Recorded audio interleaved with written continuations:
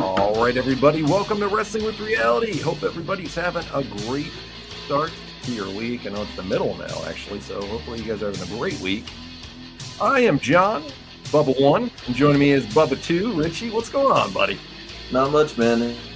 Rabbi, what's up? Shalom, and happy Thanksgiving to you and yours as well. I didn't know you guys celebrated that, but and Devon, get the muffins. Rand's in the house, so I'm doing good, man.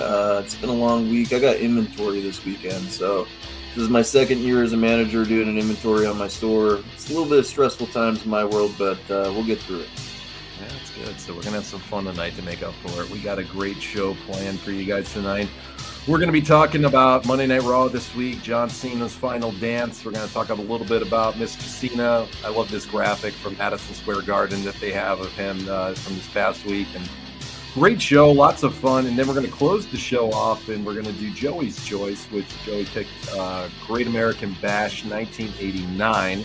And it's going to be the Road Warriors. They're going to be in one of the WarGames matches. That's why I played the Road Warriors music tonight. They're going to be in one of the WarGames matches from this great WCW card. We're going to go a little old school. We got some Midnight Express in it. We got Paul Ellering. We got the Samoan SWAT team tonight. We got a little old school. I've never seen this match before tonight that we're going to finish up on. You've never seen it either, have you? No, I've never seen it. I'm pretty excited to watch it, though. It should be a good one. Yeah, it'll be a good one. And I'm excited to talk about some of the topics because this was a really fun week for wrestling so far this week. It's been a really, really good time. So Blackjack Laza. What's up, Jason? I appreciate that, man. Everybody, Rabbi's here. Yep. Said Thanksgiving starts on sundown Monday and runs to sundown Sunday. Well, have a happy Thanksgiving to you, my friend. I love it. That's the best part about this time of year. Best part about it, man. Get you your cheesecake, get you your pies, your turkey, your gravy, all that stuff. Absolutely, man. It's going to be a fun time for everybody. We hope everybody has a great Thanksgiving next week. We'll see you before that, though. We'll see you on Thanksgiving Eve and all that good shit. But, man, the time is coming up. What a great show this past week on Monday night, bro, for Raw. I got to say this, man. Raw's really hooked me in the last few weeks. It's been it's been a really great show for the most part the last month. I've really enjoyed it, man. So oh God, rewind, Jesus Christ. He's the first one to get it. Yes. We had to make the joke. So fucking hell, how do you come back from that? Anyway, Monday Night Raw was probably the show of the year, honestly. It was great. It was great. Was the surprises that much of a surprise? No, but the way they pulled it off was flawless. So yeah. It's very strange to me after all this time and how many years we've had John Cena in our life and stuff like that, and watched him through his career and everything. He's done on a regular episodic basis, man. You know, it's a strange thing to say.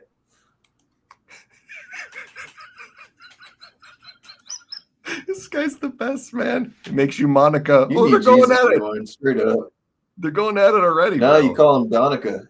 I give the best blowjobs, better than Monica ever could. It's tremendous. Going to Raw OKC Monday. That's going to be a fun one. That's a great venue there, Jason. I've been there a few times. It's where the Thunder play, right?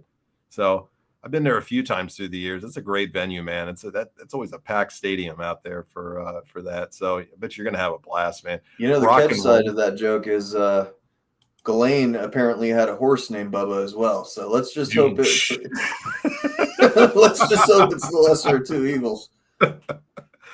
Yeah, Brock and Roman are going to be there, man. Jesus, rewind. Come on, man.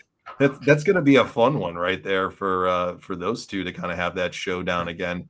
You know, I thought I'd never want to see those two again fight each other, but now I'm super excited to see those two go at it again. Yeah. I don't know. Brock Lesnar coming back. So I don't know. He just doesn't do it for me anymore, man. He doesn't bring an element of interest to me. He's like Ric Flair. He wrestles the same fucking match over and over again, you know? I love it. I love it with him though. It works for him. Yeah. He's believable. We'll talk about him in a little bit though. We gotta kick the other parts of the show off before we get into him because he was at the end. But let's start off at the beginning. I gotta say, MSG was that was a hot crowd, bro. Yeah, it was. That was a hot crowd, man. we were talking about it earlier in the day, I think. And, we had said, and I have been listening to a lot of shows, throughout the day. I always try when I'm at work, to put some wrestling podcast on or something like that I like to listen to. And I was listening to Busted Open, and I often hear a lot of our similar thoughts echoed on the show, that we talk about here because we're all wrestling fans. And they had said exactly what we had been saying, that they had to knock this show out of the park. They had to really, really go out there, and it's going to be his last, televised appearance on Raw, or SmackDown. He'd done the SmackDown, already, but this was going to be his last appearance on Raw, for this run. And, they really needed to knock this show out of the park. The Cena tournament has been monopolizing everything for the last few weeks. We had got the Matt Cardona surprise on Friday. Who are they going to have versus Solo? What are they going to do? And they knocked this show out of the park, in my opinion. It was pretty much a flawless show. It reminded me a lot of the Attitude Era when they would book some of those shows. Just how exciting they were, how many surprises were coming throughout the show, how much fun it was. And Cena kicks it off, and of course we get to see the future GOAT. We get to see Dirty Dom come out, and we were both very critical of them taking the belt off of him. And I gotta say, I think they did the right move for this reason here. It's going to be a big stage now that Dom has got showcased twice now in a row against Cena, and now he's going to go against him at Survivor Series, which I'm sure he's going to get his belt back at Survivor Series. I think we're all pretty sure of that. And man, he got a hell of a shine, bro. And I think we were wrong. I think they did a great job with Dominic Mysterio on this. I think he got more of a rub than even the person that's going to win the tournament, out of this. And I think Dom was booked tremendously in this. I think we were wrong. What do you think? Yeah, I think I still don't think they should have took the title off of him. I think Dom should have participated in the tournament and probably either been the one to get selected or the runner-up, So I'm not for it. I think he's still going to lose, I think he's going to lose. Dominic Mysterio is going to lose against Cena for the IC belt. I think Cena will retain it, and Cena's going to drop the belt to whoever wins the tournament. So it'll be their way of launching somebody. I can't see it. I just can't. It doesn't make any sense. Well, if Gunther gets it back, it kind of makes sense. Well, you can't book him from going from being the world champion and destroying everybody to going out and, just being the IC champ again. I can't see it. I can't. I don't know. I don't think they have a game plan for Gunther. Did you like that they brought back his new music or his old music? I do. Yeah. His old music. I liked it. Yeah. Gunther is definitely going to win this thing, I think. Yeah. Yeah. It's Gunther or it's LA Knight, one or the other. It's not going to be LA Knight. They don't have enough faith in LA Knight. No. And one or the other. With what they've been doing to him too. I mean, when they cut him off on that promo live, I mean, that was pretty telling by itself, Yeah. So. Well, they booked that 6-man match, and I thought the 6-man match was absolutely fucking awesome with Finn Balor and big head guy JD McDonough. And, you had Sheamus come out, and Rey Mysterio, the deadbeat father, came out. And I thought it was just a really fun match that they had. We all knew that they were going to win, that they were going to put him out on top. That's why I think John loses the belt to Dominic. Dominic's put him over twice now. It's time for John to do the honors for him, which we all know John doesn't have a problem doing the honors for people. He's a company man all day long. But it was a really fun match, man. It was really entertaining. I thought it was a really good job, and I really enjoyed it. And I really enjoyed some stuff they actually did in the tournament. I liked the match with Gunther and Javon Evans. I thought Javon Evans was phenomenal from NXT. I thought he was really entertaining. This kid's got a lot of flair to him, so to speak. And he's got a lot of skills in that ring. And he was super entertaining. Him and Gunther had a great back and forth match for the most part. Started a little slow, but they picked that shit up at the end. And I love the ending, when Javon got out of the choke at first and then eventually has to cave into it and Gunther gets the win. Javon didn't lose anything to me in this match. And he's a bright young star, I think, for the future for this roster, man. I think he's got a lot of room that he's going to grow in the future. And I think he's going to be a big part. What did you think of the Javon and Gunther match?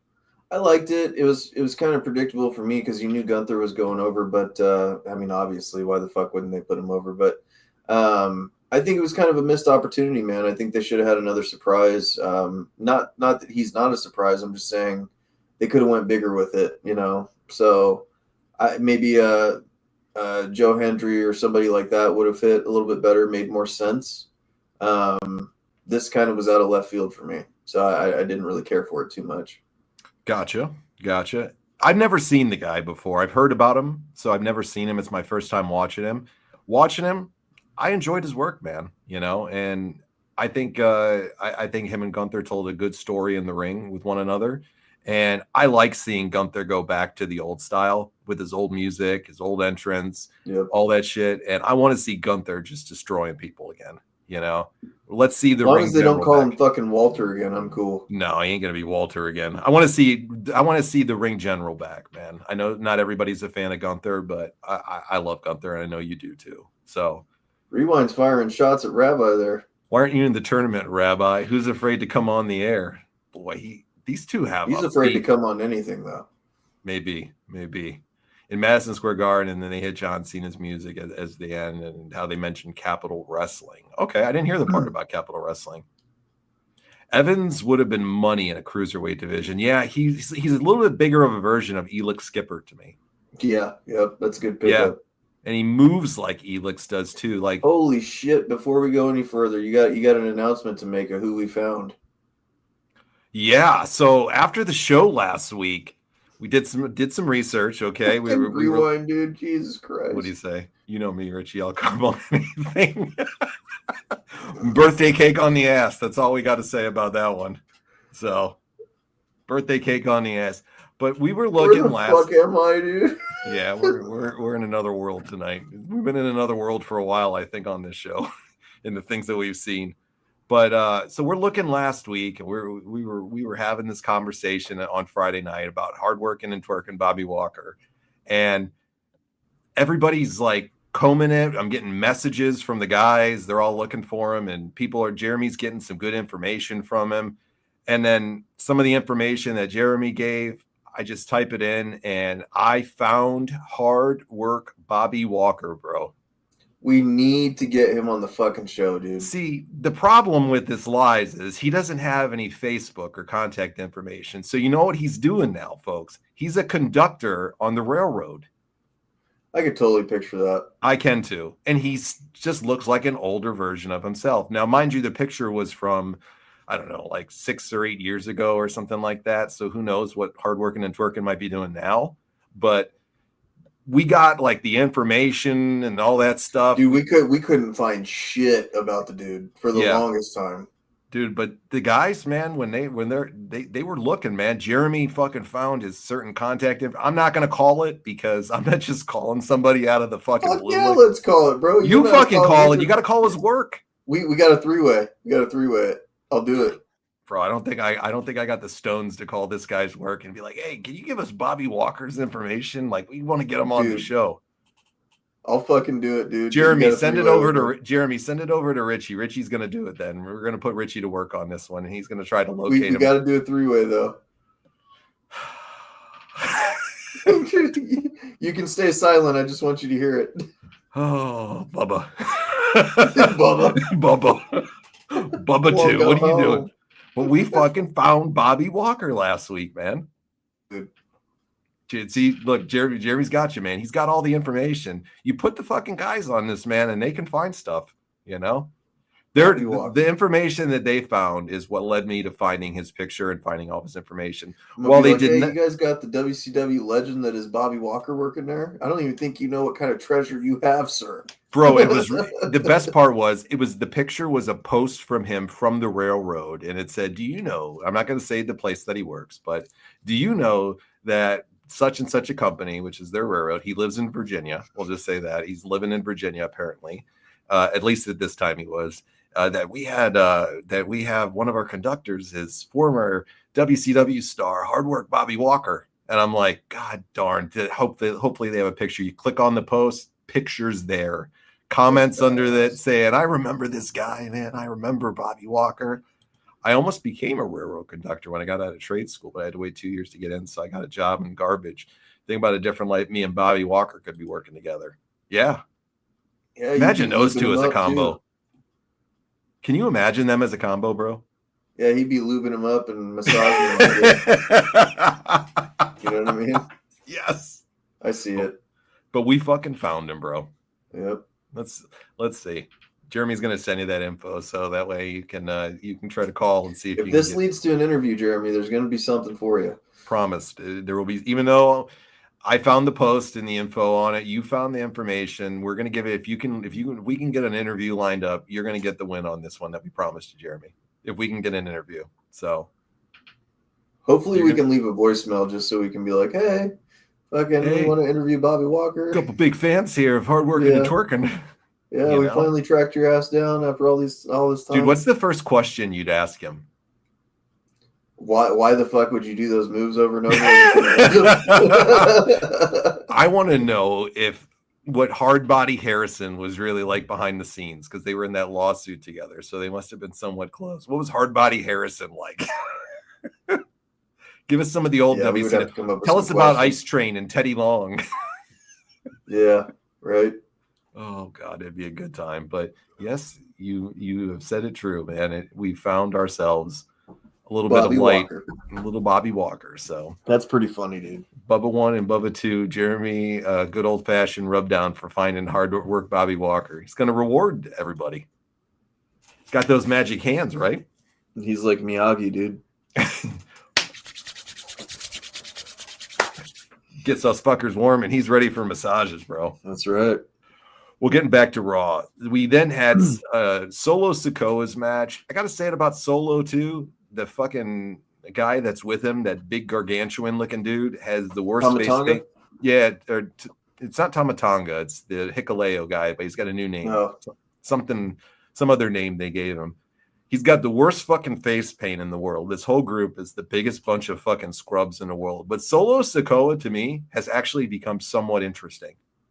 He's funny, dude. He's got some funny traits about him. I agree. Dump these bums that you're with and just let this guy do something, because he's got natural charisma to him, actually. He looks like The Weeknd to me. Yeah, good pickup, bro. He fucking dresses just like The Weeknd. Dude, that hairdo on him, man. Woo! Mm-hmm. But he's got his mystery opponent in here, and I popped huge for this one. I love Dolph Ziggler, and Dolph Ziggler was his opponent. And let me tell you, and people who were in the crowd have said this, and even some of the wrestlers have said this, Dolph's pop that he got was equal to Cena's when he came out. People, it was massive. Dude, they were happy to see him. And let me tell you, Dolph fucking Ziggler can still go.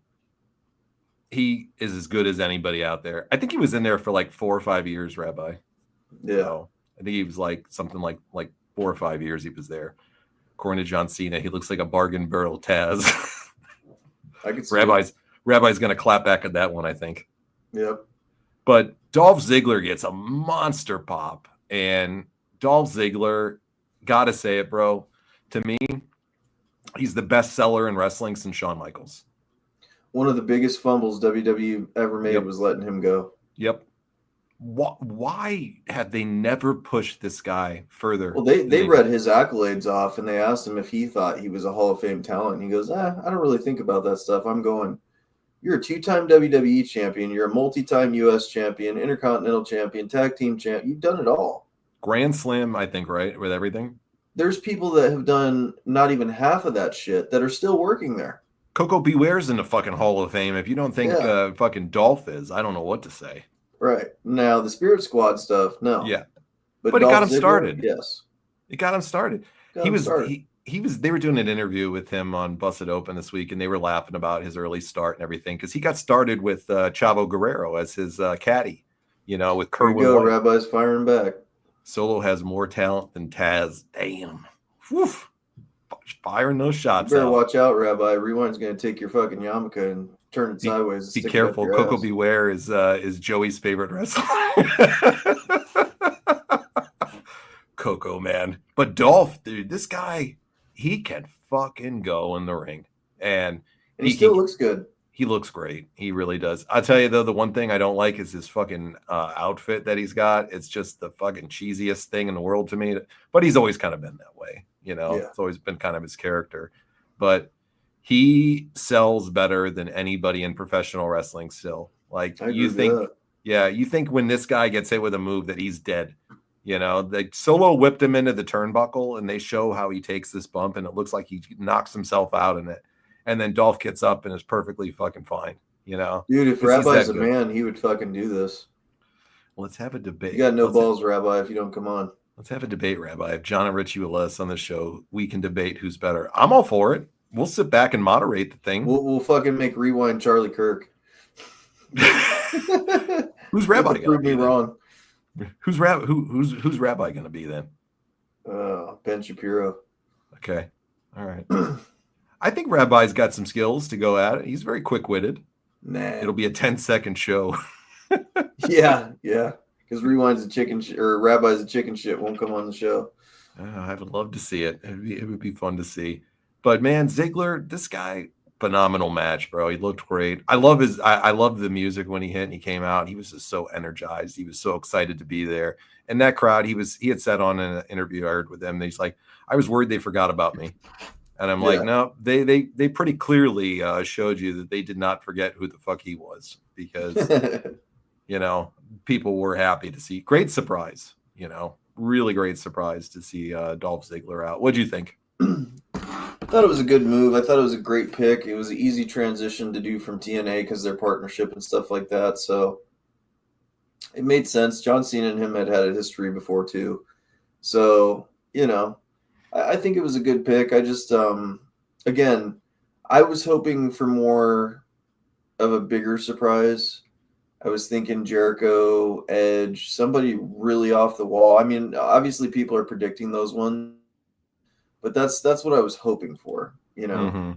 Mm-hmm. Nick Namath, Dolph Ziggler, love it, love the talent, everything like that. But I feel like the two spots that we got for surprises were good, you know, they were good, but they weren't to the level. It's John Cena's last run, dude. Like, you know, you're not going to bring a Matt Cardona or a Dolph Ziggler to have John Cena face off with. You know what I mean? You know, Cardona's like one of his really good friends in real life. Oh no, that, and I understand that, and that's all cool. But if you're it's just not to the level of what they could have done. No. Yeah, I think they're saving Jericho for Royal Rumble. You know, I think they're saving him for Royal Rumble.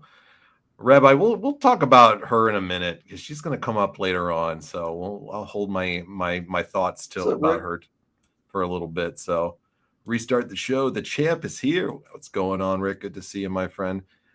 But yeah, man. So I agree. I would like to see a little bit bigger, but I thought they were good ones too. They were very enjoyable surprises. They just weren't massive names. So, well, if you go listen to Tony Khan's most recent interview, he's sitting there saying how fucking Jericho's still with AEW, which is a total fucking lie, by the way. Did you enjoy the interview? I didn't. I watched the highlights of it. I can't stand that motherfucker. There's no way I could watch an hour-long interview with that fucking clown. I watched 30 minutes of it, and I gotta say, it's the most endearing to me that Tony Khan's ever been. He was actually real for once on it, you know, for the most part. And when you listen to him, it's kind of hard not to root for him a little bit, you know, even though he's a goof and all those things. And he's a fucking goof. Yeah, I mean, he let's be real. We all know that he is exactly that, and he's just a fucking, you know, he's just one of those guys. No, Mark Kerr's a fucking goof. He's a fucking goof. Jeez, anybody who knows him knows he's a goof. What do you think about The Rock apparently playing him in a role about his life, I guess? Rock's a dumbass to do that. He should pick somebody better. Rock's a dumbass. He's a dumbass. But no, I thought it was the most endearing that Tony's been, and I think it was the most realistic that he's been. I mean, he still does the Jesus Christ. If I had to hear one more fucking time to check out Collision on fucking Saturday night and AEW Dynamite live on Wednesday night, I was about to choke myself on it. It was fucking, It gets old. But I thought he was pretty endearing on it, actually, and he was pretty real. I didn't finish it or anything, but yeah, I don't buy the fucking Jericho stuff with him in a second. He definitely he's trying to save face and not make it look like he did something to screw up the relationships by saying, oh, Jericho's always welcome, the doors are open. He's getting the Cody Rhodes treatment. You know, the same thing happened with Cody Rhodes when he was leaving. It's like, oh yeah, we hope Cody Rhodes comes back someday.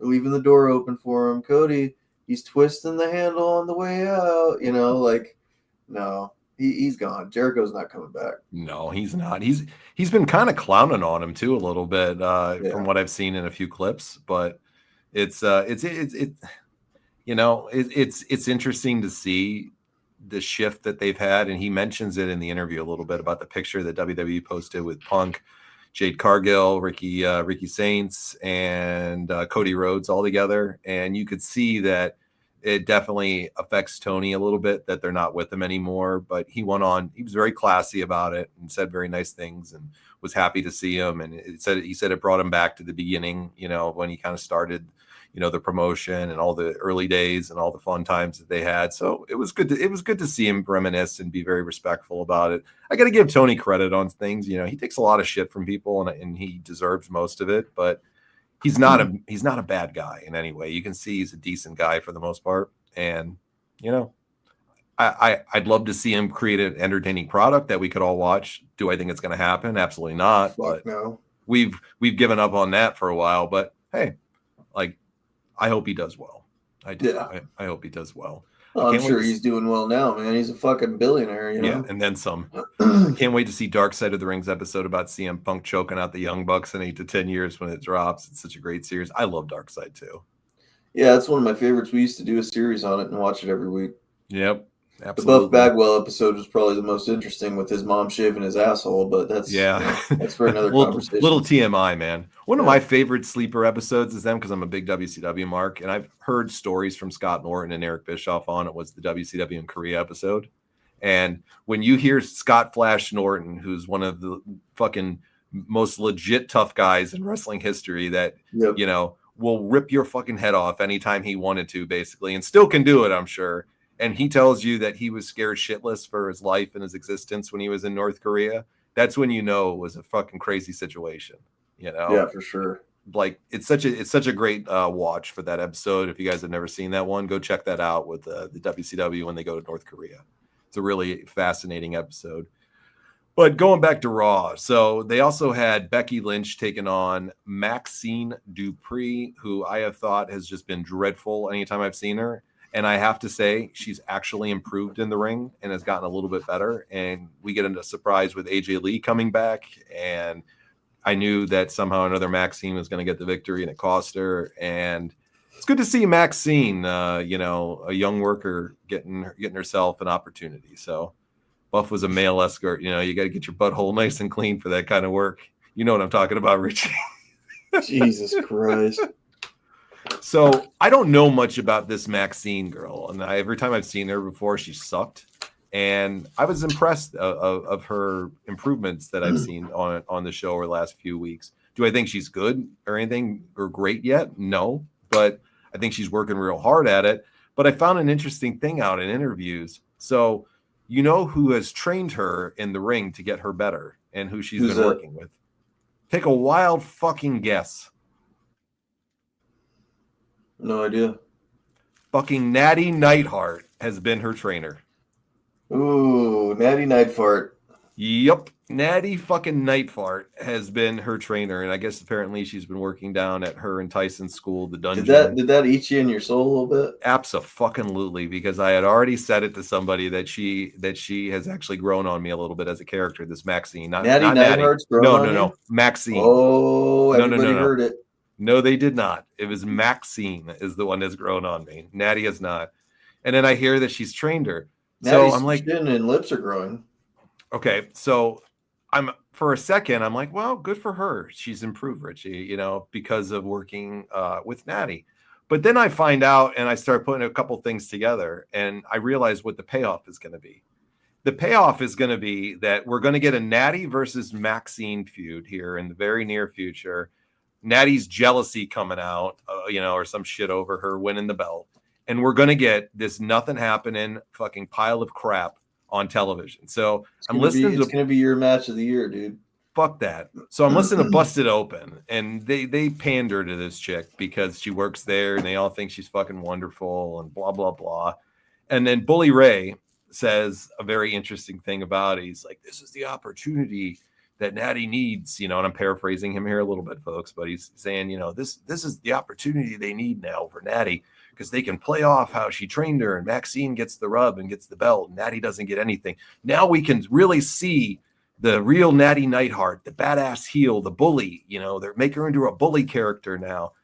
And now she can finally get her opportunity. And I wanted to call into the show, but I was working. I didn't have time. I wanted to call into the show and I wanted to say to him, you stupid son of a bitch. She has been with this company for 20 fucking years plus now and has never gotten over. Nothing. If she ain't got over in 20 years, she ain't going to get over now. There is zero talent there. Zero talent to get herself over as a monster heel and a bully character. Who the fuck is going to believe that, bro? She's going to fucking rub makeup all over her face and look like a fucking nut job and shit. She's a fucking goof. She's a fucking goof. Fucking, what do you think? What do you think about WWE wanting to put her on television against Maxine Dupree? They're fucking goofs too. You can put it on somebody better. A bunch of dumbasses. They should find some better representative. Bro, here's a headline. Shit, everywhere. Here's a headline that just came out right now for wrestling. You want to hear this headline, Richie? I can't believe that somebody is reporting this right now. It's from Ringside News. The headline is, Zack Ryder is accused of pooping himself during SmackDown return match. Are you fucking kidding me? Look. Accused of pooping himself. Why did they say that? Let's read it. Oh, God. This show's going off the rails now that we're talking about poop. Cardona returned. I knew from the second we put our names as Bubba, it was going to go off the rails. Pretty much. So it says, I don't know how accurate the top sellers is on WWE Shop, but it shows that 3 new Zack Ryder shirts are the top selling shirts. That's one thing right there. And they're talking about Killer Cross. It said it didn't sit well with him, who fired back with a cutting response that accused Cardona of having an incident in the ring during his television return. So this is from Killer Cross in an interview. He says, hi, Matt. Been very busy this weekend, making an honest effort in restoring the independent market, unlike you. Noticing all your incessant tweets now. Very happy for you. Also, Ricker said you shit your tights on the Powerbomb live on TV. What happened there, bro? Man, I didn't see anything about it, him doing that. I think people would have picked up on it, but That's think Matt Killer Cross being a prick? Maybe. I don't know. You think Matt fucking shit himself on television? I don't think he shit himself, but Have you ever shit yourself at work? Rewind says, who hasn't? I've never shit myself at work. I would agree on that. I've had a couple of close calls, I think, a few times. But yeah. I've never crapped myself. Rabbi says that's the true drizzling shits. I'm pretty sure our last 2 presidents can't say the same, though. No, I think they've crapped their diapers a few times. Zachary Harder pulled himself like Sid Vicious. Sid. He's playing softball in heaven right now. Rest in peace, Sid.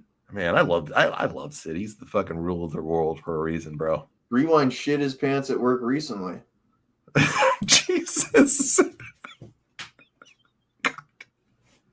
How, dude? I don't know. I love his honesty, though. I mean, how did you almost shit yourself, or how did you shit yourself? You got to commend his honesty. So, I mean, you are a garbage truck driver. I don't know if they're like the buses out here, but they don't let you have potty breaks and you got to wear a diaper and shit.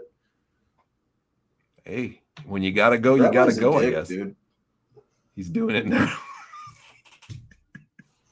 The feud that these two have created for themselves over the last couple of weeks is pretty impressive.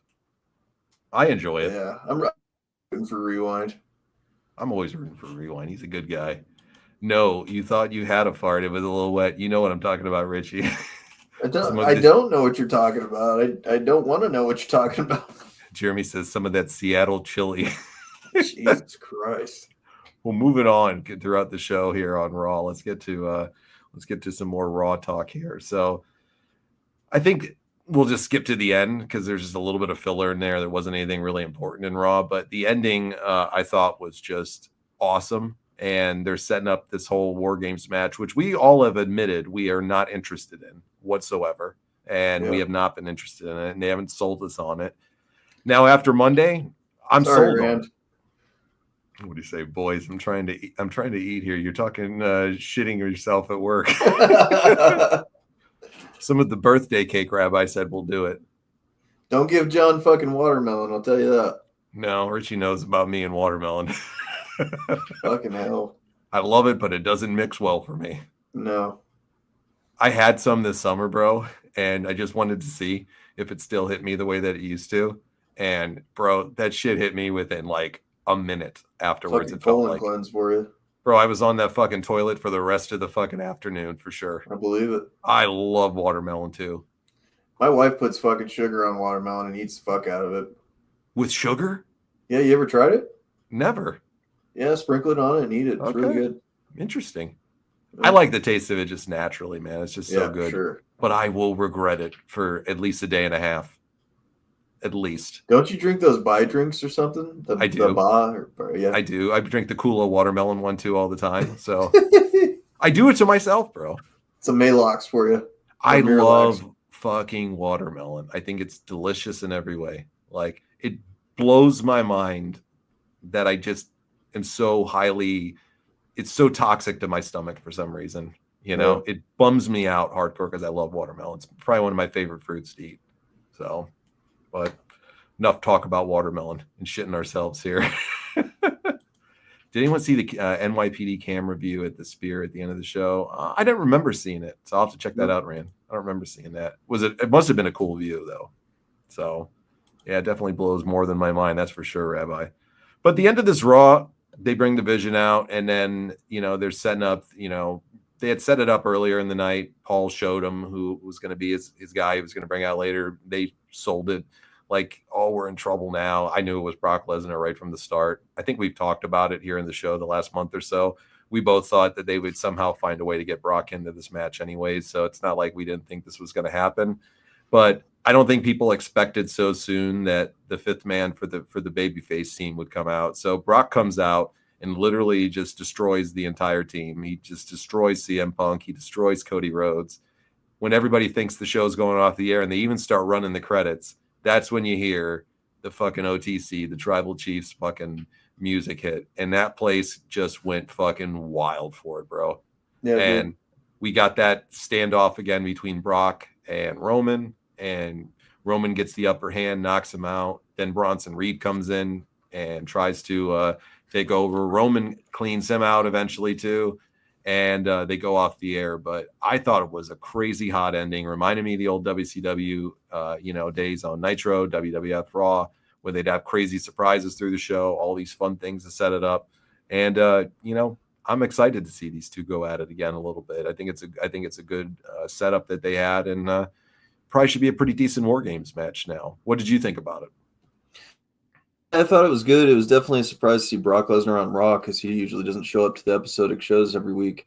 So it's cool to see him. But again, Brock's kind of grown stale on me. It's the same shit over and over again. He comes in, he decimates everybody, which I get. That's his character, right? He's like Goldberg almost. But that's why I don't like him, is because he's like Goldberg. They always, when you put Brock Lesnar in a match, you can almost guarantee that he's going to win. Because if you make him lose, then it hurts his character a lot. So they book themselves into corners a lot with Brock Lesnar being in these matches and things like that. And to be honest with you, I don't think he needs to be in the fucking match. I get that Paul Heyman's associated with it, but how many times are we going to tell this fucking story? It's the same thing over and over again. So was I happy to see him and think it was a cool moment? Yeah. Am I like extremely excited for WarGames because he's going to be a part of it? Not really. Because I can already see the spots that they're going to do in this match. They're going to have him steamroll everybody. Yeah, you think he'll be the last one in for them? He'll be the last one in, or he'll be the second to last one, or something like that, or he'll be the last one, and there'll be two or three of them, and he'll get it down to the last person. The guy will get a roll up on him or something. It'll be something stupid like that. It's it's Brock Lesnar, dude. They're not going to make him look like a chump. No, he's never gonna, and there's nobody that's gonna stop him if he wanted to go into business for himself too. I don't know. I'm interested in him, bro. Like I'm actually interested in it now. I've always been a Brock guy. I like Brock. I think he's a phenomenal performer. I think he's gonna hang it up at Mania. What about you? I think he's coming close to. I think he's cashing in on as much money as he can before he gets out. I don't think wrestling is a big passion to him in any way. I think it's a cash grab to him. Yeah. And I think he's probably a guy that's pretty smart with his money because he's a very simplistic guy for the most part. Lives on a farm out in Canada, lives a peaceful life and does his own thing. I think he's just trying to save up enough money, so I think maybe you get another year and a half out of him at most. I don't know how much longer he can hit the juice, man, because I'll tell you what, with Triple H and The Rock and all these people having these problems, Brock Lesnar's getting up there in age as well, and so is John Cena. And I don't know if you noticed about Cena, but he looks deflated like Triple H almost, like he's had to get off the juice. So, yeah, I mean, if Brock doesn't slow it down real soon, God forbid something bad happened to him, but he needs to lay off that shit. He's thinned out a lot too. Have you noticed that with him? Who, Brock? Yeah. He's thinned out, but he's bigger than he was when he debuted. I mean, he's huge, don't get me wrong, but I think he's leaner now. It's like he's like you said, maybe off the gear, or he's doing different types of workouts or something like that. Cause he was lean, big, I thought he looked phenomenal. And he's I think he's in his mid to late 40s or something like that. Mm-hmm. I mean, he's been around for a How long. old Sable? Is she fucking 62 or something like that? 61? I think she's in her mid to late 50s, if I recall correctly. She's got to be in her. Christ. Yeah. Revine says the motherfucker is juiced to the gills. He's thin due to his intestinal problems. Yeah. Rand says now they're setting up a 3-way at WrestleMania between Punk versus Lesnar versus Roman Reigns. It's the storytelling you get with Punk being the first guy that gets hit by Brock Lesnar.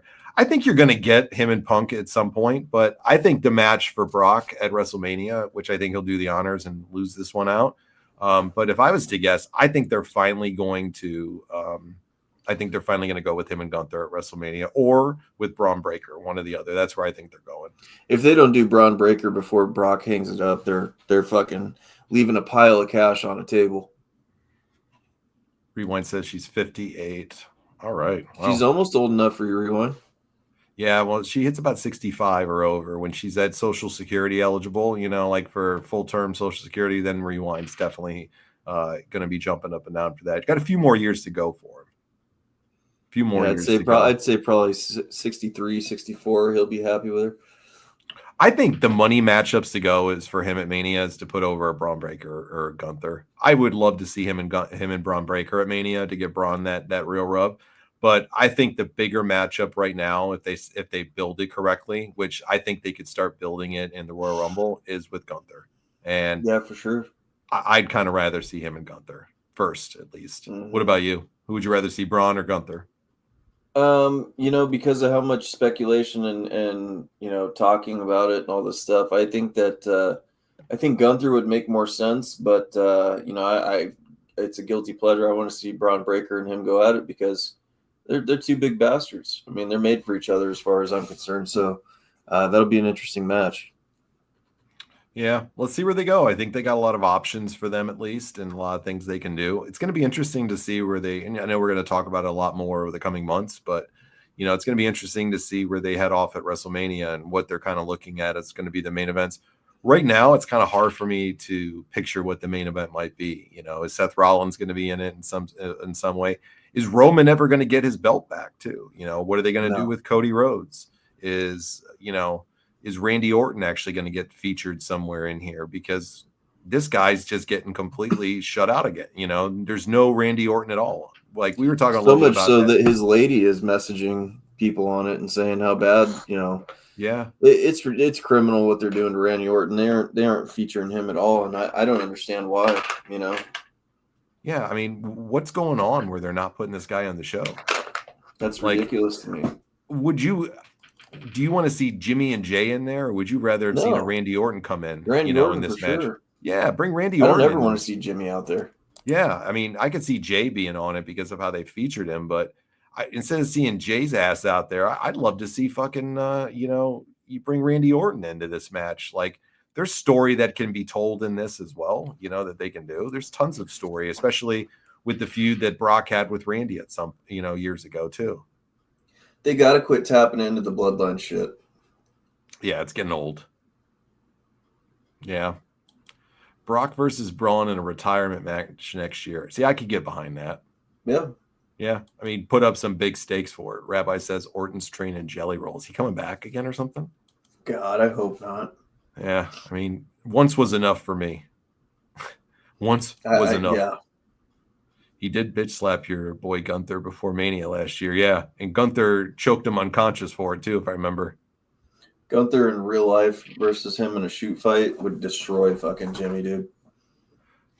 Rand says Orton and Y2J are working on a thing behind the scenes right now. They're going to be doing a storyline coming into the new year. I guarantee you that could be fun again to see. And there's history there between those two, especially when Jericho came back the one time. You know, I'm here to save you. This time it's from your boring ass, Randy Orton. Like, sign me up for Jericho. I want to see some Jericho soon. I miss Jericho. Yeah, I do too. Isn't it crazy to think that AEW had him under contract this last like 6-8 months and they haven't touched him one time? I think it's more him not wanting to work for him. You think he punked Tony out and said, fuck you, I I think ain't he doing punked Tony anything? out, but I also think that Jericho is just done with the bullshit, you know? It wasn't what he thought it was going to be. Yep. Let's get Randy Orton back on the show. I want to see that. I want to see them start featuring the Legend Killer. He's always a guilty pleasure of mine, man. Randy Orton's one of my all-time favorites. I like Randy Orton when he's a heel, though. I don't want to Yes. see him as a face anymore. I don't think they could get him over as a heel anymore because the crowd just loves him so much. You know, like he can Fair be enough. the type of guy though, Richie, that can be doing the heel things and can still be over with the crowd enough that they still love him. Because I don't think they're going to want to boo him no matter what. I don't think Sure. there's a lot he can do. That's Sure. just me though. I mean, maybe they Yeah. could. If Jericho comes back, we'll all make the list. I think we'll put you on the list, Rabbi. Right, well, you've been on the list, and your yarmulke's on the list too. But yeah, I don't know. If Jericho does come back, he's not going to want to be the list character. He's not going to want to do the carny bullshit that they had him doing. So Who's going to be the last match for AJ Styles? I think it should be Balor. it That's better a be great Balor. Bullet Club, man. The story's there. The story's there. It better be Finn Balor. There's nobody else on the roster I'd really want to see it for him other than Balor. You would have to bring a totally new face up from NXT, and they don't have it. Yeah. I want to see them feature Balor more and not have him always working for the job all the time, doing the job out. Like, it's so sad to see that he was riding so high and then Seth Rollins ruined it for him with that fucking buckle bomb. Isn't it crazy to think about? Yeah. And I mean, yeah, he's had some great moments and he's been featured at certain things, but he's never been featured the way that they did when he got hurt. Right. You know? But I would love to see, Balor. I want to see Demon Finn Balor back. I know it's one of those ones where it's been so long that people are always going to wonder when it's going to happen, and when it does, it's going to get over huge. And I got to say this: I don't like Balor as a heel that much, to be honest with you. I think he's better. Rabbi, what temple do you work at? I don't think we've ever asked you that. He's not going to give you the deets. All right, he ain't going to give you them. RNN news, yeah, from his early days. I'm 26% healed from this injury. I remember that. Shit was funny. Yes, but Goldberg, your buddy, was in the news this weekend, and not in positive ways. No, definitely not in a positive way. And so apparently, Joey, we'll save it for you, brother. I don't want to do your show without. Yeah, we're not doing it without you. Yeah, we're doing it with you, Joey, because you got to be on the stream with us when we do it. So I'm gonna keep it on the docket until you. We'll just keep shooting the shit. It's fine. Yeah, we're just having a good time, Joe. That's your pick, and we want you to join us for that one. So you have fun on your date, though, buddy. Glad things are going good for you. It seems like you're getting a couple dates out of this, so that's awesome. Yeah, he's been having some fun, man. He's been having a good time. Life's treating Joey well, as well deserved for him. So Joey, if you ever need any tips, Rewind's always 24/7 open on that. He's got a hotline and everything. He's got great advice, bro. He's taught me all about his massage techniques a few times. My beautiful lady. Yeah, she reaps the benefits, eating man. Cake off the ass and bro, fucking he's opened my mind up. In the woods and yeah, he's opened my mind up to things. My massaging skills are just on point though right now. You can ask my beautiful lady, Rich. Like Rewind's got them. He's got the touch. Yep. He teaches you how. You think Rewind's in the Epstein files? Nah, he's not a creep like that. He's not a creep like that. He's a good creep, but not that type of creep. Yeah. He's a good creep. Now, Fair enough. Rabbi, on the other hand, I think Rabbi might be on there. Yeah, probably. Hey, he's got advice for you, Joe. If you need any tips Yep. from this guy, he'll teach you. Straight from FetLife, baby. Yep. Dude, we should get a fucking shirt made up for him like that, straight out of FetLife. Yeah, instead of fucking Thug Life, it's FetLife. Fucking No, rewind space on it. It's he gives a good point here. We believe in consent, and he likes older women. Remember, Linda? That's why he doesn't like Macho Man. No, he's not a fan of that. I knew he wouldn't be on the Epstein files for sure. Mm-hmm. I don't know. Maybe his tricks of the trade and his secrets have gotten out to people about things that he does with the older ladies with all his cougars. Good grief. You know. But Goldberg, let's go back to Goldie, your buddy, man, Goldie. So Goldie, what a miserable bald bastard he is. Really, he sounds like he is. You know, like just in general with him complaining about everything. Like him and Bret Hart should be best friends despite hating each other because they both just bitch about everything. Well, let me put this into perspective really quick because I went to an autograph session recently and it was for Rikishi. And even Rikishi, as miserable as he is, and as disastrous as that autograph signing was, stayed until everybody got their shit signed. You know? Fucking Bill Goldberg gets probably paid an arm and a leg to do this fucking place. And halfway through, they line up everything. They have all these fans lined up. They put all these fucking items in front of him. And he stands the fuck up and says he's done and walks the fuck out. Yep. That was what was came out.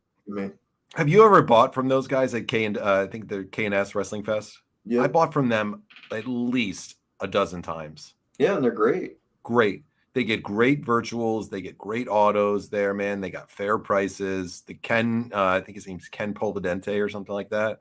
And Ken is a fucking super nice guy. He is very, very professional. Never once have I ever worried about getting what I paid for to them and getting it sent to me. They're always spot on with it. And they run, I think it's their how they make a living because they bring in some. It's kind of weird how Bret Hart and Goldberg were tag team champions. It is kind of strange. Yeah, they should be best friends. They're both miserable pricks, and at one point in time they were. Yeah, good point. But Ken's a great guy, man, and you know, very respected in the industry for his signings and all of his professionalism. He gets big stars. He's had huge names. Like it's not like he's getting shitbag names all the time. He gets good ones, and he gets big names too.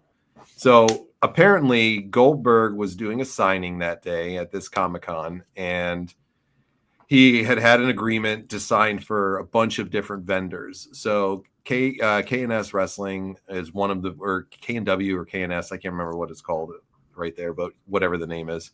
They had an agreement with the promoter who had signed him that he would sign their items for them. And apparently Goldberg said after a period of time, like you said, fuck this, I'm done, I'm out of here. So Ken went online, wasn't mean about it. He just was honest about it and said, you know, what his experience was because he had to let down people that weren't going to get their shit signed that he had promised them. And people, of course, went online and got Goldberg. Then Rob Feinstein, okay? Like, you know Rob Feinstein, right? Yeah. Yeah. Isn't he a pedophile? Isn't he like is he the one that's the creep that had a sex crime or something? I'm not really sure on that.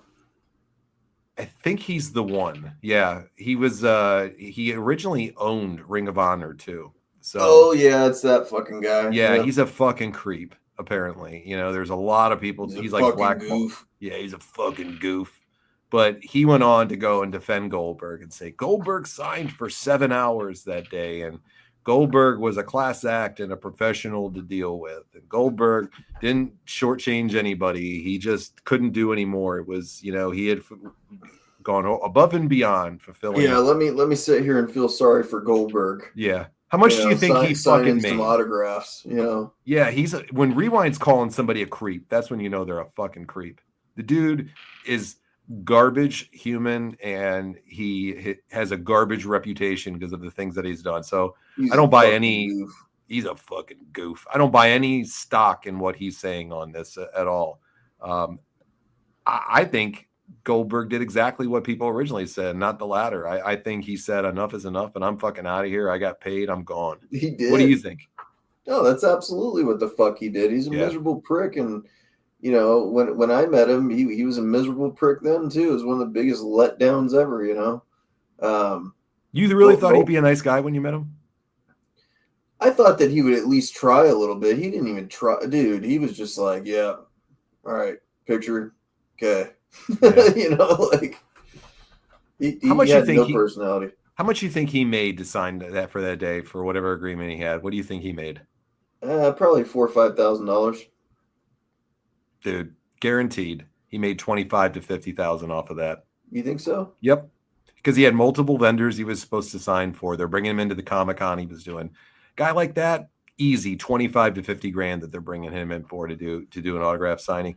Low grade wrestlers, you know, that you see doing those signings are probably making at least 1,000 to 2,000 to come in and sign autographs for people for a period of time on those virtuals. Yeah. Goldberg, though, you know, with his reputation through the years and career and all that stuff, he's got to be a guy that gets like 25 to 50 grand to come in to do a signing. So for him to tell people to go screw themselves like that and just not sign them, doesn't go over well with me. I believe that was exactly like the first. He's a prick. Yeah. Talk about a guy that doesn't give a shit about the fans. Yeah, I think it's him. He don't give a shit about the fans, and you know that's why it surprised me so much that he wanted a retirement send off so bad, because it was like, dude, aren't you the one your whole fucking career that were calling people marks and, you know, saying that this isn't a legit sport and all this fucking things? Like, you've never loved the wrestling business ever. Yep. You did it for a check and you made a lot of money. Did it for a check. Yep. And there's nothing wrong with doing that too, you know? No, Lex Luger did it. Sting did it for a good while. Sting even admitted that in WCW he was that way. You can't fucking shit on the people that have paid your salary for all these years, you know? No, you can't. I agree, Rewind. I never liked him either. I was never a fan of Goldberg in any way, you know? I mean, he had some great moments, of course, but I'm not going to sit here and pretend like I wasn't a fan ever. There was moments where I was a fan of Goldberg's career. You know, the Hollywood Hogan stuff was great and shit. But the more time went on, he ruined himself. You know, he has to be, to me, one of the most overrated fucking wrestlers of all time, because it's not like he was even in the business for a long period of time in any way, shape, or form. You know, he was in for like 3 years. WCW closed, came back for a year, didn't see him again forever, and then he came back and, you know, has had that sporadic run and having matches, you know, throughout the past few years till he got his retirement. The guy doesn't like it, man. You can see he doesn't like it. He doesn't give a shit about it. He's there to make money and he's there to go home and he's there to pat his own ego. Yep. And there's a reason you don't hear a lot of people say a lot of nice things about him, because he's a fucking prick. Yeah, he's a fucking goof. He's a fucking goof. Fucking idiot. Mark Kerr's a fucking idiot. How quick do you think Don fucking Fry would smoke Goldberg? Pretty quickly. I mean, if Chris Jericho can do it, then Don Fry can definitely do it. Yeah, that's a good point right there. That's a very good point. But I don't know. You gotta love people who. Hey, Rabbi. I mean, Goldberg is he's Jewish, you know. But Rabbi's a fair man, and if he doesn't, get that fuck out of here. He's not a fair man. If he was a fair man, he'd be on the fucking live and debate fucking Rewind. Hey, I think he's got some, you know. John Wangland's a dumbass. You should pick somebody who's a better representative. Hey, I like Rabbi still. Okay, you know. Yeah, I still like him, even though he's not coming on to take on Rewind. I still like him though. He's a good man. He was better than Taz. Whoa, I don't know if I'd be saying that shit. Rewind's gonna get you for that one. He's gonna get Sting pissed. and Goldberg had a face off in one of those signing moments.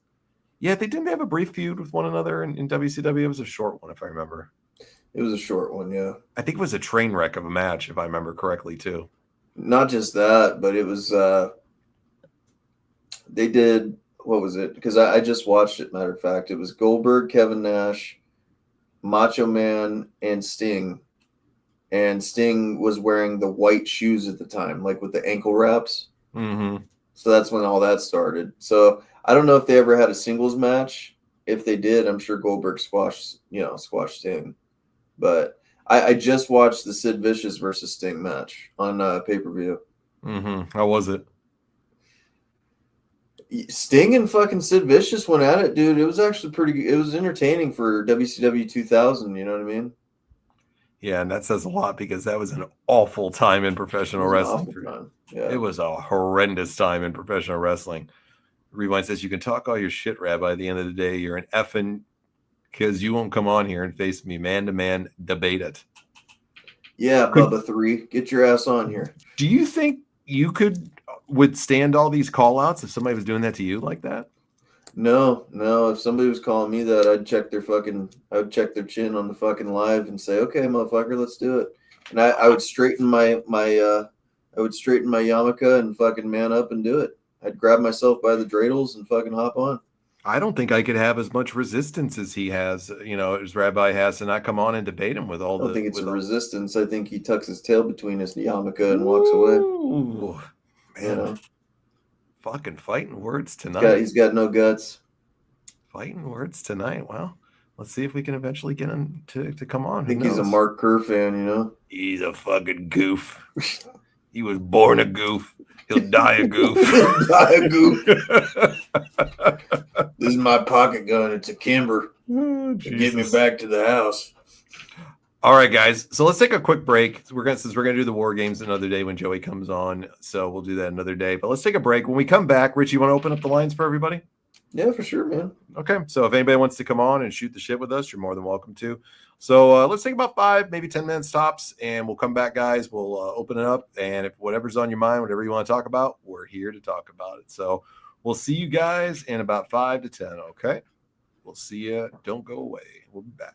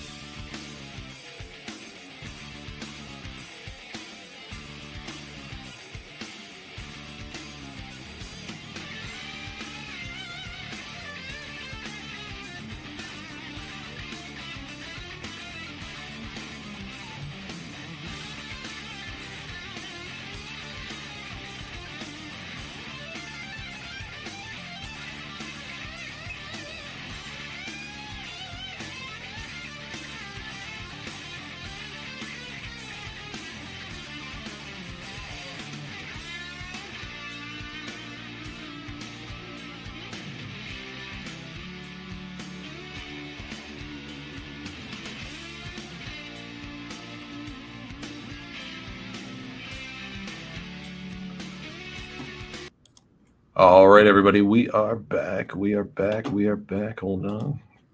All right, here we go. All right, I'm going to throw out the link if you guys want to join us. You're more than welcome to. If you don't want to, no worries at all. But we'll throw it out there. If you want to talk about anything, we'll shoot the shit on anything. Let me Can I put just play something funny real quick for everybody? Go right ahead. I mean, it's a guy that I enjoy very much. It's a guilty pleasure, so don't laugh at me too much. But it kind of goes with our names tonight. So hang on just a second here. It is right here. Of President Trump sucking a ding dong. And so what if there was? That's a lot better than World War III, Owen. I never sucked any ding dongs.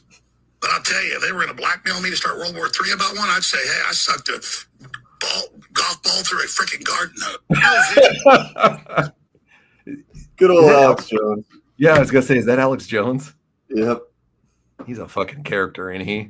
He's a fucking goof. He's a fucking goof. He was born a goof. He'll die a goof. He'll die a goof. He's a goof. Ain't no video of Donald Trump sucking a ding dong. Damn goof. And if it was going to be blackmail for me to start World War III, then I'd suck a golf ball through a garden hose. So, while we're waiting, if whatever you guys is on your mind, if you want to come on, join us, great. If you don't, then just type in anything you want to talk about in there. So, talking about Cena, what's some of your favorite Cena moments through the years? Because I know you're like me. You're not a huge Cena fan. You know, what are some of your favorite moments, though, of John Cena through the years? My favorite feud with John Cena was probably with Edge. I loved their ladder match that they had. Another good moment with John Cena that personally I loved was the ECW. If Cena wins, we riot. I thought that was a really cool one with Rob Van Dam. Those two stick out to me the most. And then, of course, all the rap promos that he did with the Thugonomics gimmick. That's when I actually enjoyed Cena.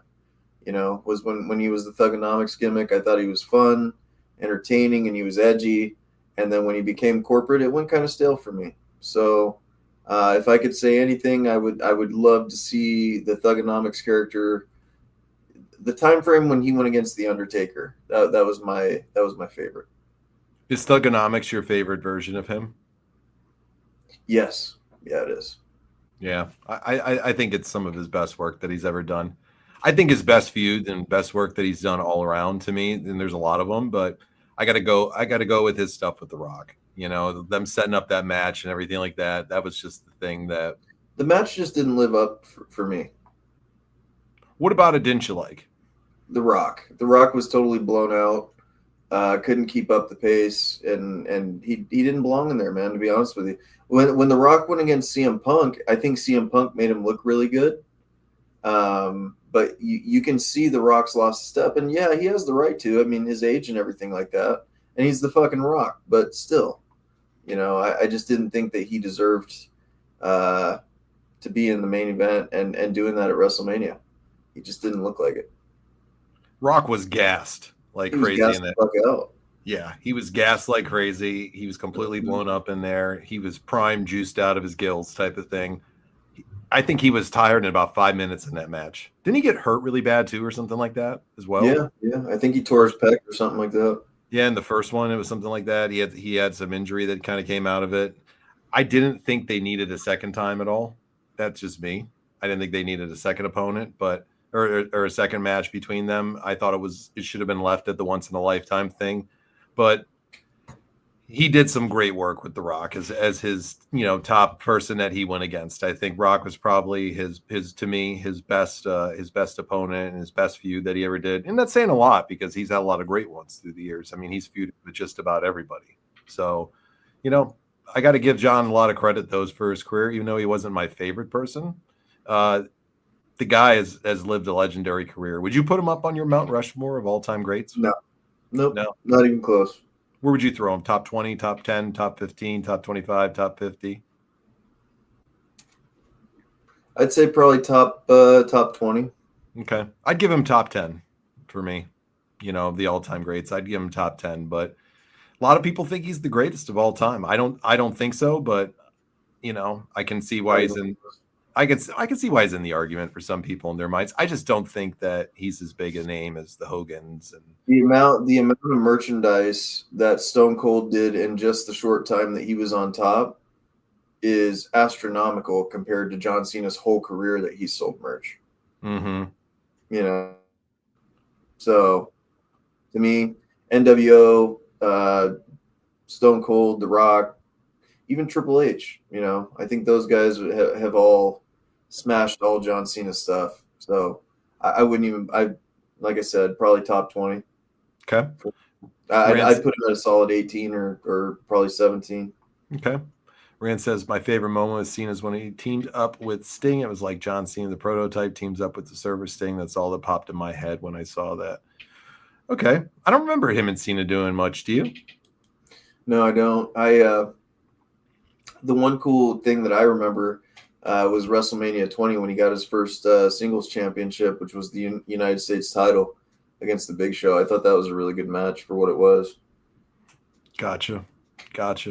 All right, let's bring on Jeremy. Jeremy's here. Jeremy, what's up, dude? What's up, fellas? How you doing, buddy? You doing well?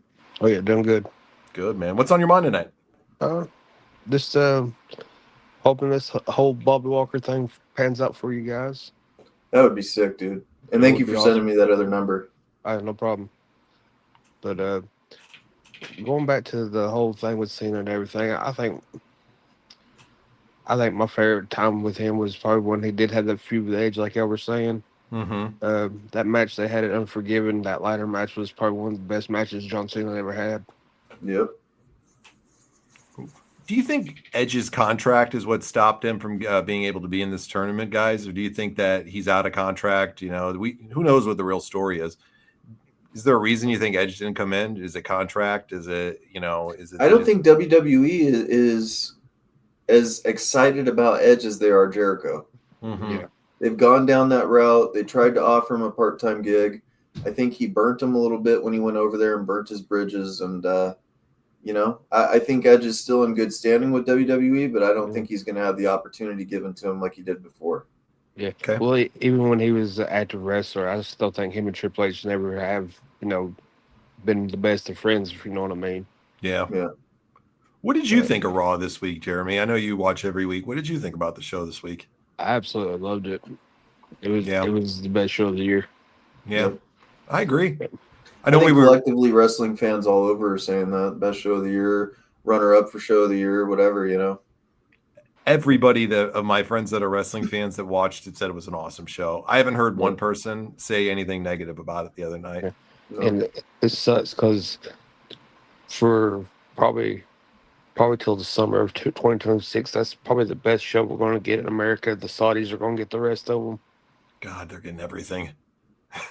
They're getting everything and then some these days. I mean, we got the fucking Rumble going over there. It says enough right there. Yeah, we got Donald Trump even hanging out with the Saudis. Oh, I can't believe that when I saw that today where he was sitting over there and acting like that guy didn't dismember somebody. So, what y'all guys think about the UFC fight last weekend? Madalena versus Makachev? Yeah. I think it was. I think Madalena didn't show up, dude.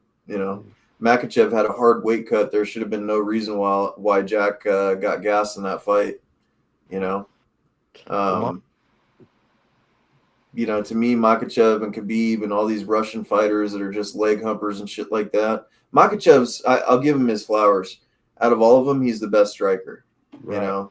He can actually throw hands, which is cool. But the rest of them, they're all leg humpers to me, man. And I'm tired of seeing them on top. And I'm hoping an American comes along and smashes the fuck out of them. Well, the highlight of the whole card for me though was Bo Nickel with that head kick. A lot He of showed people the people, man. Yeah, a lot of people were saying that motherfucker. he was just a one-offer and stuff, and then he just like, no, I'm legit. They fucking wrote him off, and I think it got to him a little bit. And he was yeah. like, well, I got something to prove this week. Oh yeah, I think. Go ahead, Jimmy. I think he's going to end up having like that bad boy image down the road. Not like as big as Conor McGregor, but he's going to have that chip on his shoulder going forward, I think. Sure. People don't like Bo Nickel. They shit on him a lot. And I don't understand why. He's super talented. He's an entertaining fighter to me. I know he does a little lay and praise sometimes, but I think he's a great fighter, man. He's a The young reason guy. why they hated on Bo Nickel is because he became a hero in his own mind and started doing the wrestling promos of, he's not going to take a prelim spot. He's not going to fight on anything less than the main event or main card and stuff like that. So he started getting a big head. And when he lost, man, people really fucking dogged on him for it. And I think it got to him. Well, wasn't he lined up to be on that amateur wrestling show with Hogan and Bischoff? Yep. Yeah, he was one of their big names that they were able to bring on. Who's that Olympic wrestler that WWE let go? What's his name? Gable Stevenson. Gable Stevenson. That motherfucker in MMA is a beast, dude. Yeah, he just won his first fight by knockout in about 10 seconds. Shit. Yeah, he went 4 years in NCAA and only lost one match, and it was his last match. Now, I don't know if the guy he fought was a tomato can or anything. He was a tomato can. But he beat the brakes off of that guy. Yeah. I think he was an influencer or something like that, one of those social media influencers or whatever. Or I know he was a tomato can, though. He wasn't anybody that was, some big fucking name or anything. But let's be realistic. Gable Stevenson's probably the greatest amateur wrestler over the last fucking 50 years. Since Kurt Angle. Yeah, I mean, he probably has a better accolade. Yeah, I'd say probably he does have a better accolade than Kurt Angle even does in the Olympics. Isn't he a 2-time Olympian or something like that? Yeah, 2-time. Yeah, and like I said, he only lost. Is Kurt Angle a 2-time Olympic gold medalist? I think he's one-time. One. Yeah. But see, Gabe, that his only match he lost in college, the guy got a takedown with like seconds left and won. Guy beat him on points. Tomato can is somebody who is punch happy and gets knocked the fuck out. Yeah, they're basically brought in because they know that they're just going to get out there and get fucking knocked out, basically, Rabbi. So, yeah, that's kind of what that is. It's kind of like the wrestling jobber, so to speak, It's what, God, I can't remember. James Vick, I think was his name. He called Justin Gaethje that, and Gaethje fucking turned him into the Homer Simpson of fucking UFC and knocked him out. He knocked him out into the next century. Yeah. I'm getting sick of the Russian guys too, kind of ruling over some of the divisions. And hey, somebody's got to knock them off to beat them. But these guys are fucking delinquents, man, and they're troublemakers too, all of them. And they started that big brawl, or that big brawl. No, they didn't start that. Well, yeah, Dylan Dennis started it, but Dylan Dennis is a piece of shit. He's even Dana White, if you watch Dana White's interview, he's like, that totally was my fault because I put him in the front row and didn't realize that the Muslim Brotherhood was all in the second row. Yeah. And not to mention, they've had a pretty public beef through the years, too. Didn't they already have a fight with their squads or something like that? Yeah, a big brawl with after the Conor fight. Yeah. With Khabib. Yeah. Probably not a good idea to put them right next to each other. You're asking Diaz, call a babe. Why do people give a shit about this Dylan Dennis guy? He's such a turd, bro. He's a really good jiu-jitsu artist. I'll say that. In Bellator, he was undefeated. He if he got serious and would quit fucking around, he probably could do something really good. He would be the next Damian Maia. But unfortunately, the guy can't keep his nose clean long enough, both physically and metaphorically, to fucking even get in there. And his striking is so incredibly frigging bad that his it's just bad. It really is, man. And you can be when Logan Paul's outclassing you in a boxing ring and you're an MMA fighter, that's pretty bad. Yeah, and he's flopping around on the ring when they fought and all that shit because he just, he knew he couldn't fucking take him. It was embarrassing to see. I'm not saying his jiu-jitsu is embarrassing. He did an interview, and I think it was, who was it with? I'm blanking on me, but he did an interview recently after the whole, with the whole beef thing, and he was talking about, him, who he's fighting for now. So he's apparently, employed by Misfits Boxing. Have you heard about them? Yep. Dude, this guy is the biggest douche that he literally went on there. And don't get me wrong. I agree with a lot of the things that he said, but he's working for these people and he's gloating about how much money they're paying him. And then he proceeds to go on and rip their business method on how they do things and basically say that, he's getting fed and spoon-fed somebody that he's gonna kick the shit out of because they won't give him anybody he wants to fight and somebody that's worthwhile. And he goes on to completely just rag on this promotion that he works for. And you just hear who this guy is and his personality, and he's just a prick, man.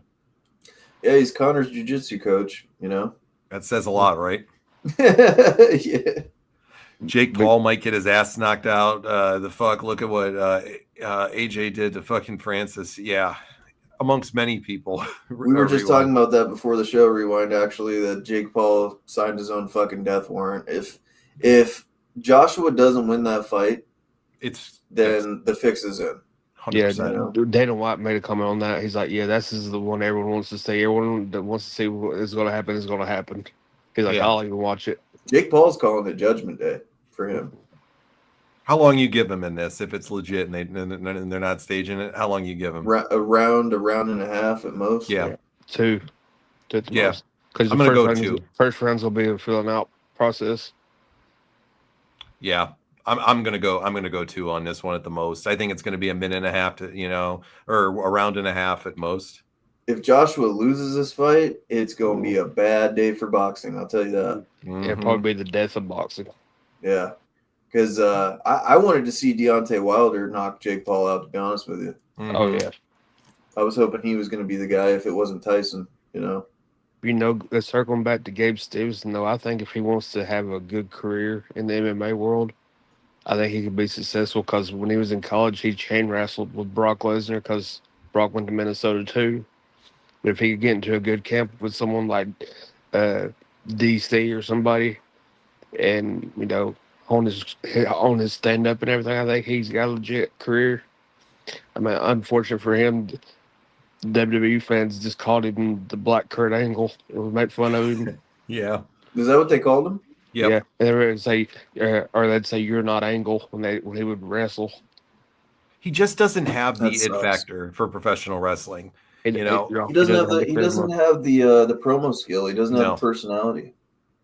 And it'll be his downfall in MMA too if he can't get it, because you could squeeze rocks together and get more personality out of him. Yeah, he's got to start picking up on it, because that's the only way he's going to sell himself to become a huge, rich player. You can put him in the ring with people and he can steamroll them all he wants. But if he's not entertaining to people and he's not fun, they're not going to buy into him and they're not going to make him a mainstream name. Let's be realistic, though. I don't think there's a better, when you put it on paper with his talents with wrestling and stuff, if he's really picking up on some striking and jiu-jitsu and has been working hard on that, in a few years, I don't think there's a lot of people that are going to be able to touch this guy. I mean, he's legitimately the greatest amateur wrestler, like I said, over the past 25, 30 years, if not maybe even in contention with one of the all-time greatest ever. I mean, he's lost, one match, like you said? And it was a complete botch that he had at the end of the match. It was on him. He was going to win. And I think the guy countered out. I think they went down to guard, and the guy ended up getting out of it, and it got him his 2 points that he needed to win. And it was just a mental lapse that he had. If he would have just sat on him and wrote it out, he would have won it. And he just, I think in his own mind, probably just didn't think about it, got cocky, never lost. What this guy's going to do in MMA, if he can put it together, it's going to be dangerous. Yep. He's going to be a dangerous fighter. AJ did lose his last fight, but it's do or die for both fighters. If AJ loses this match, if Anthony Joshua loses this match, it's over for him. Yeah. He'll never. I don't think he will. If Tommy Fury, who is a little bit smaller than Joshua, could beat Jake Paul, then Joshua's got it in the bag. Who would you want to see knock Jake Paul out the most? I'll go with you first, Jeremy. Who would you like to see Jake Paul really get in a matchup with and get in fight? Right, that's somebody that really is going to knock his fucking block off. That would be entertaining. Who would you like to see, Jeremy? Canelo. Good pick. What about you, Rich? Because of how much shit he's talked about it and stuff like that, and the size difference, I think it'd be funny if McGregor knocked him out. But me personally, realistically, I could see happening is like Alex Pereira. That would be fun. In boxing or MMA? Boxing. I don't think Jake Paul steps in the MMA world. He's signed to PFL, but I don't see him doing it. You think Pereira could handle it with him boxing wise? Absolutely. All right. Interesting. What about you? Do you think I would say Pereira next to John Jones is probably the second best combat sports athlete of all time? Interesting. What about you, Jeremy? You think Pereira could beat Jake Paul in a boxing match? Yeah, I do. Okay. I was highly disappointed that Anderson Silva didn't do it. He came close. Yeah, That was I out want here. Anderson That was in Arizona. to knock him out so bad. He Yeah. came close. The bullshit part of that fight was Anderson Silva slipped on his back foot when Jake Paul clipped him in the face, and they counted it a knockdown. He didn't even hit him. He didn't even land on his ass or his back or anything. He literally was on his feet still. He had just stumbled back a little bit, and they called it a knockdown. He took That's it to what him was the well. deciding factor. Yeah. I thought it was going to be a slaughter because of how old Anderson was and how he went out, and he held his own for that bout. You know, Anderson Silva on his deathbed is still a fucking lethal individual. Oh yeah, he's one of the goats. Yeah. If Jake Paul can beat Joshua in decisive fashion, do you think they put him up to a title shot? Yeah, you think they put him up with the Russian guy Udik? Is that his name? Usyk. Yeah. You think they put him in a match with him? I think they give Jake Paul whatever he wants if he wins this fight. Yeah. Would you want to see him versus Usyk, or would you want to see him versus a Canelo? I don't want to see the Canelo fight. Canelo's kind of on his way out, you know. I would rather see Usyk because he's still in his prime. If Jake Paul's really about it and wants to be recognized as a legit fighter and not an internet influencer or Disney Channel kid, then he's going to have to fight somebody like a Joshua. And I'm actually happy that he's doing this because it's put up or shut up time. You know, this is the real deal. Mike Tyson was over the hill as far as age is concerned. All these other MMA fighters, they were all retired fighters. Tommy Fury was, a mid card at best in boxing.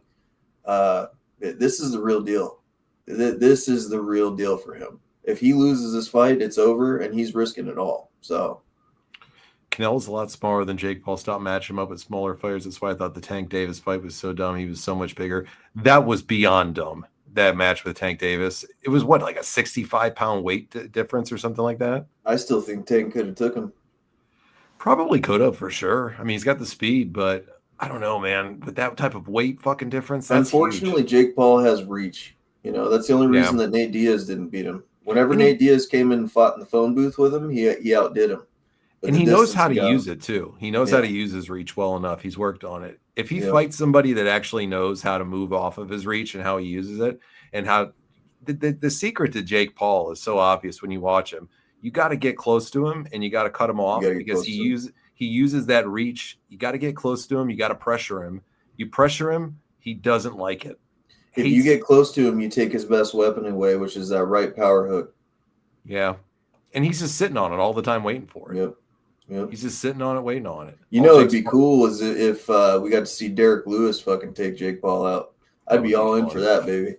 That would the promos from Derek Lewis alone would be worth it. Hello, white people. My name is Derek Lewis. Why don't you tell that sexy wife of yours to go put something sweet on? Because when I knock you out, I'm going to be coming over and eat that ass. Yeah, I'm going to eat that. Just ask Ronda Rousey what happened when I knocked her boy out.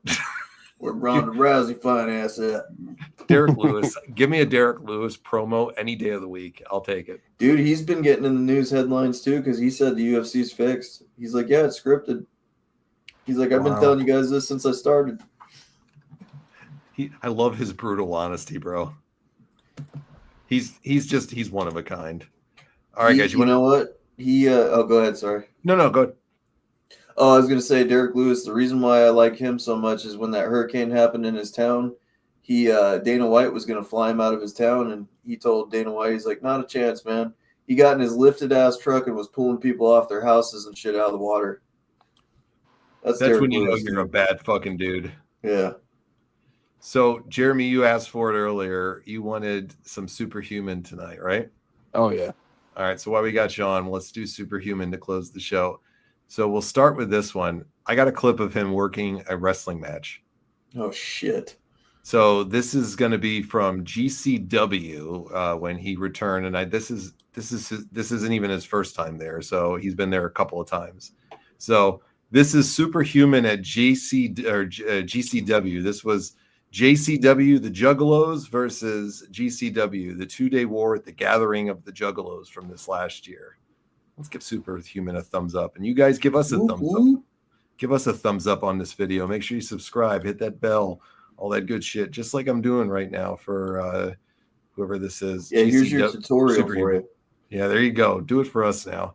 So let's check out Superhuman returning to the ring at JCW versus GCW. Let's see. Wait. What? Why isn't the bell ringing? Why isn't the bell ringing? It looks like Balls Mahoney on Ozempic. I think it's Joey Janela. Dude, this guy, look at him, he tripped. Fucking fell. Look at this God, fucking you think idiot. he's been pounding the Pabst Blue Ribbon before this match? Bro, he or what? can't even walk straight here. Superhuman. I'm white trash and I'm in trouble. Why not? Is that Joey Janela? Mm-hmm. Jelly Oh, Nutella. for fuck's sake. It's I'm not a juggalo or Jelly a Belly, juggalo, man. And I don't like it. Look at his ass I crack. don't like that. Fuck this shit. Fuck this shit. Look at the crowd. Listen to him. He's totally getting his ass beat. Dude, I think this might be the first time I've actually cheered for Joey Janela. Fuck that. I want Superhuman to beat his ass. Well, I want him to get his comeuppance in a minute, but I'm kind of enjoying him pounding on Superhuman, too. What does Superhuman think? Is that a door? He's doing Yep. coming in here representing the juggalo, Fuck this shit. trying to Whoop, ruin things whoop. for us here at GCW and Joey Janela. How much do you think Joey Janela is getting paid to do this show? $50 and a hot sandwich. Pretty much. Endless Taco Bell. Yeah. That would be worth it for him. Throw on some White Claws, and he's going to do your next show for free. Yeah, he does look like he drinks seltzer, doesn't he? Is he missing his front teeth? Really? Joey Janela looks This like is he's not missing gonna his be front good tooth for there. Superhuman. Probably. Oh, Superhuman. Oh, Boom. stunner. The plumber stunner, Superhuman dude. had a stunner?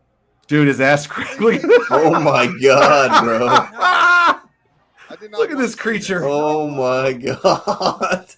Bro, look at this creature. He's got to pull up his pants. Oh my god. This is disgusting. Can you imagine? What is that, dude? Shit. Ew. Look at that. Look at his ass, dude. This nose cell right here at the end is so hilarious. Dude, this Fucking fucking land a idiot. paper Look at airplane him. in that crack, man. What did he Is that say? tissue? Oh, it's an arrow. I thought tissue fell out of his ass. I was like, what is that? Look, it just pops up like Yeah. nothing Get out of happened. here, Joey. This isn't Dude, he cannot keep his pants up. I don't know. God, come on, man. Dude. This is disgusting. There's the bell. Oh, Jesus, he won. All right, let's play this. Hurt himself, though. Come on. That Gotta was do one of fun. those. All right, let me scroll through. Let's find some. Let's find one to close it off for tonight. We got a new one. We haven't seen now. We saw the toy skeleton last week, I think. Let's find something that's going to really hurt here. We saw him jump off the truck the other week. Is that an air conditioner? Yes. Yes. Dude, we got an air conditioner here. Here we go. This is going to be good. This is Superhuman TV Show. Today I'm This guy's a fucking idiot. AC Unit. This is for the juggalos and juggalettes. Do not try this at home, and I hope you like it. Whoop, whoop. Whoop, whoop. Fucking air conditioning unit. It's going to be great. This shit. Whoop, whoop. Oh, Oh! my fucking elbow. Fucking cut it. Fucking got it. Fucking got it. All right, one more. Let's find one more. That's how John hypes himself up before he drinks a beer. Whoop, whoop. Yep. Whoop, whoop. Hey now. Richie can't do nothing. He's got to keep talking that shit from a formality. Oh, he's got hot sauce in this one. But he's going to run into a fridge. This is. Let's What see. the fuck? Oh, the run in the This fridge is Superhuman hilarious. TV Show. Today I'll be running into this fridge. This is for the juggalos and juggalettes. Do not try this. Is he going to pound the hot sauce? Come on. Whoop, whoop. Whoop, whoop. Ice train, baby. Whoop, whoop. At least his ass crack isn't hanging out completely in this one. He looked like he put on like 30 pounds in that. He's living the good life, bro. What the fuck Come on, was do that it. about? Do it. That was probably the worst run I've ever seen in my life. He runs like he pees standing up. Or sitting down, excuse me. Dude, what's he doing now? He's going to do a butt I'm bomb not- on it? Done yet. Oh. My fucking head! My back! Jesus. He's a gem. He's a fucking gem. What a goof. What a fucking goof. Yeah, there was no giving that fucking AC rewind. Wow. Well, Jeremy, thanks for coming on with us tonight, buddy, and bringing some great discussion, my friend. We will catch you later, okay, bud? Hey, I got an idea real quick. Go for it. To you guys. How about for a future show? I don't think we've done this before. How about we do a list of the greatest wrestling T-shirts ever made? Well, I like that. Dude. That's a good topic. Yep. You want to do it next week, Rich? Let's do it. Yeah, I like that topic. I think it's cool. Yeah, I like that topic. That's a good one. Nice. Best merch. What do we say? Best merch. Best merch. Best wrestling merch of all time. That could be a fun one. We've never done that in all these years. We've never done that. We've never fucking done that. That's a good topic, Jeremy. That's good criminal pick. with the collections we've had, too. Seriously, and most of yours is gone now, and most of mine is gone now, too. Yep. That's a real shame. Good topic, Jeremy. I like that. We'll do it next week. All right, sounds good. All right, brother. We'll catch you later, okay? All right, see you guys. Yep. Thanks, bud. That guy still gets more you know what than Rabbi, though. Absolutely. He definitely, I think. Superhuman's living his best life with all the rats. Yeah. He's living getting all with- the juggalettes. Yep. Whoop, whoop. Whoop, whoop. All right, buddy. You got any closing thoughts before we head off for the night? Appreciate y'all showing up and watching the show with us tonight. We had a good time. We will reschedule Jeremy's watch along when he doesn't have a date. And hopefully his date went well. And hopefully you guys are all doing good. And, you know, the holidays are coming up. So I hope everybody enjoys their family and everything like that. And we'll get back at it, man. Usually we slow down with shows and stuff around this time because of the holiday season. But I think we're going to throttle through it this year. What about you? I think we're going to put out just as much content as we've been doing, if not more. So. Yeah, for anybody that watches this, for the first time or the first few times, we take a break every year, and during the year, we take a break for, a couple weeks at a time, twice, a year usually, just to get recharged, vacation, holidays, whatever it is. I'm not feeling like I need one, though, this time. I'm not either. Yeah, like sometimes it's nice to just take a few weeks off and just kick back, relax, whatever it is. This is the first time in years that I just haven't felt like I need one or want one in any way. Yeah, I don't either. I enjoy doing this too much. So I think we're going to be definitely powering through till, next year, Sure. all the way till next summer. Or maybe at some point, we'll take a little week or two or whatever it is. But, I don't think we're going to be doing an extended break anytime soon, like we've been doing throughout the last few years. It's just, I have too much fun doing this. In fact, we've been adding even more and doing more shows a week. Yeah, we have. And it's been fun. And I think we've been putting out good content. So. The UFC stuff, when they go to Paramount, I'm really looking forward to doing that because, we're going to do some live watch-alongs to those for the fights. It seems like we have good discussions with everybody, too, about it. So that's the funny thing, about wrestling is, at least for our fan base, and the people that come out and here all the time, they're big UFC fans. I really haven't seen many people that have come on this show or have been a follower of this show for years that aren't UFC fans. There's a few here and there. So I think it's going to add a fun dynamic to do some watch-alongs to it, to talk.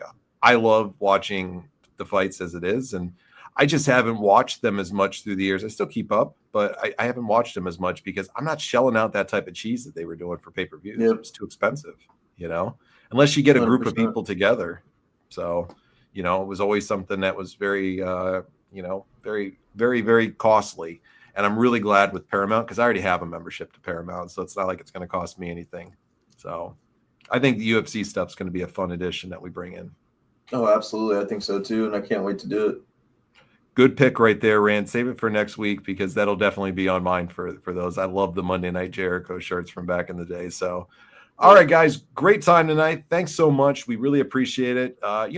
Make sure you like, once again, this video. Hit that thumbs up if you're watching on Facebook or if you're watching on YouTube. It's definitely appreciated. If you subscribe to the channels, we'd really appreciate that as well. And if you're on TikTok, go on over to our TikTok too. I try to put up a few things a week. We're nearing close to 1,000 followers over there. We want to be able to go live on TikTok next year. So help us on TikTok if you're on there as well. It's WWR Podcast 1 on TikTok. And if you go to our Facebook page, you can see the links to everything there. Same with our YouTube. If you guys don't watch on YouTube, we'd really appreciate if you would go over and subscribe and watch on YouTube because we're really close to monetizing on there. And we want to be able to get monetized in 2026, and it would be very helpful. Now, if you don't use YouTube and Facebook's the way you go, don't worry about it. We're just trying to kind of push people more towards the YouTube a little bit because we want to get that monetization this year. So we're so close So help us reach that goal. Be greatly appreciated. So Yeah, for sure. for Richie, I'm John. We will see you guys on the next episode of Wrestling with Reality. Have a great rest of your week, and we'll see you guys on the next episode.